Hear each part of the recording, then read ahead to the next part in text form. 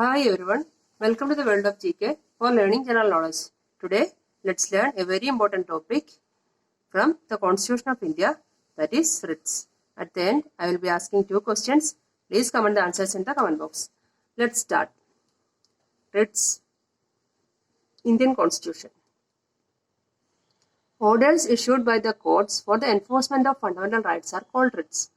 So, writs are the orders issued by the courts for the enforcement of fundamental rights or for the protection of fundamental rights.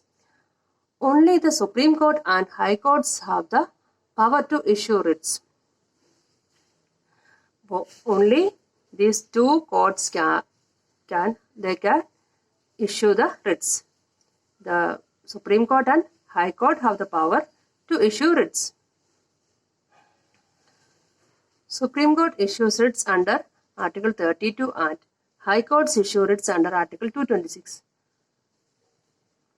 So, Article 32 deals with the writs that are issued by the Supreme Court, and Article 226 deals with the writs issued by the High Courts.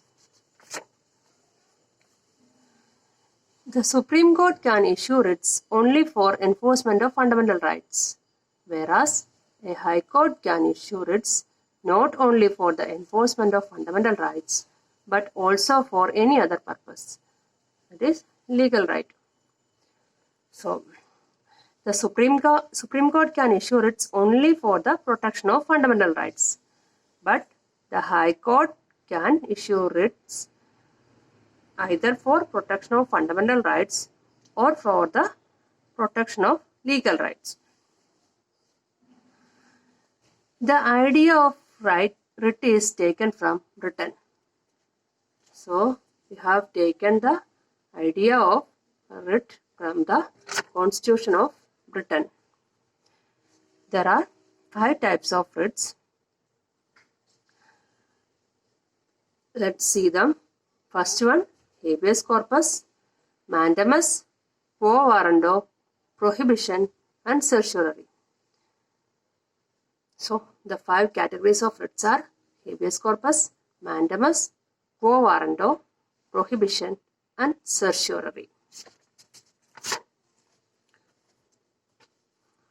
First one is habeas corpus. The word habeas corpus is originated from Latin. It literally means to have the body or to produce the body. The word habeas corpus is originated from Latin word and its literal meaning is to have the body or to produce the body. It is an order issued by the court to a person who has detained another person to produce the latter before the court. So, habeas corpus is an order issued by the court to a person who has abducted another person. Abducted means kidnapped another person and to produce the second one before the court.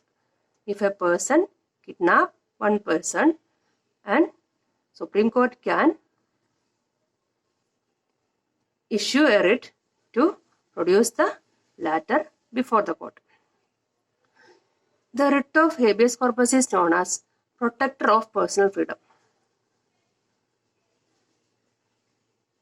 Habeas corpus writ is otherwise known as protector of personal freedom or bulwark of personal freedom. Protector of personal freedom means it always protect the fundamental rights of people. And this bulwark of personal freedom. Bulwark means a defensive wall.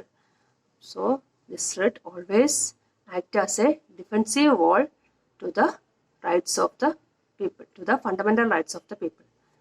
That's why it is known as bulwark of personal freedom. The writ of habeas corpus is first appeared in Magna Carta of 1215 signed by King John II at Runnymede. So, the habeas corpus is first appeared in the Magna Carta of 1215, and in the Magna Carta of 1215 King John II was signed, that was at Runnymede. So, the habeas corpus was first appeared in the Magna Carta of 1215. It was signed by King John II at Runnymede.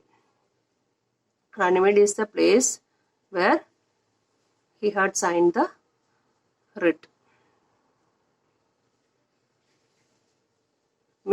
He had signed the Magna Carta. Magna Carta is the first written document relating to the fundamental rights of citizens. So, Magna Carta is the first written document relating to the fundamental rights of citizens. Second one is mandamus. Mandamus literally means we command. It is a command issued by the court to a public official asking him to perform his duties that he has failed or refused to perform. If a person failed to perform his duties or he refused to perform his duties, the court can issue a writ asking him to perform his duties. That is mandamus.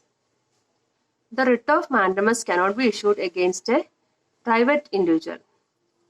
Usually, the writ of mandamus is issued for a public individual, and according to Google, it says mandamus writ could also be issued against any private body or person, especially in view of the words used in the Article 226 of the Constitution.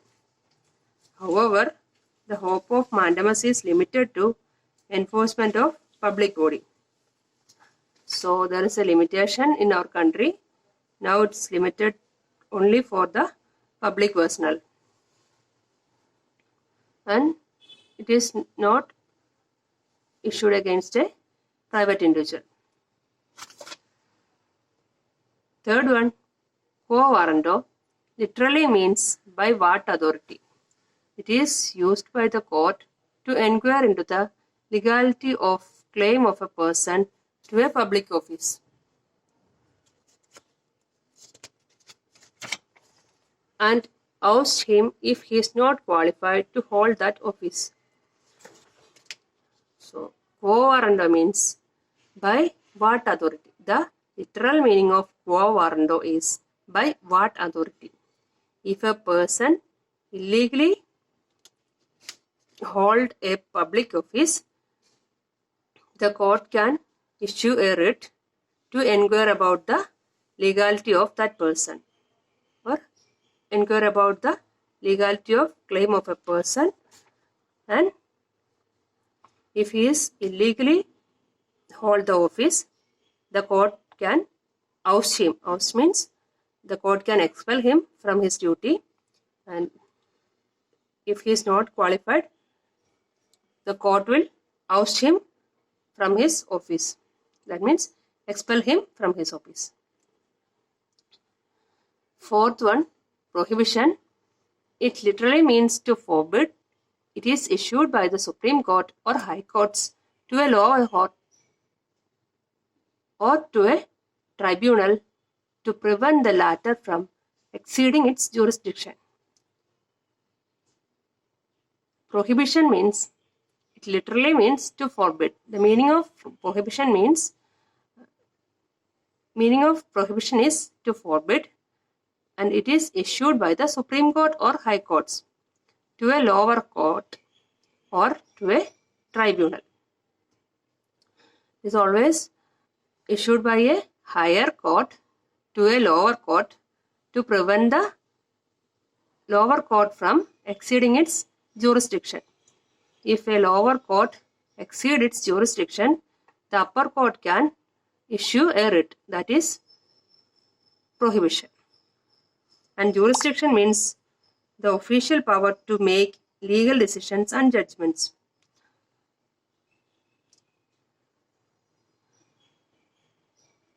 And fifth one is certiorari. It means to be certified or to be informed.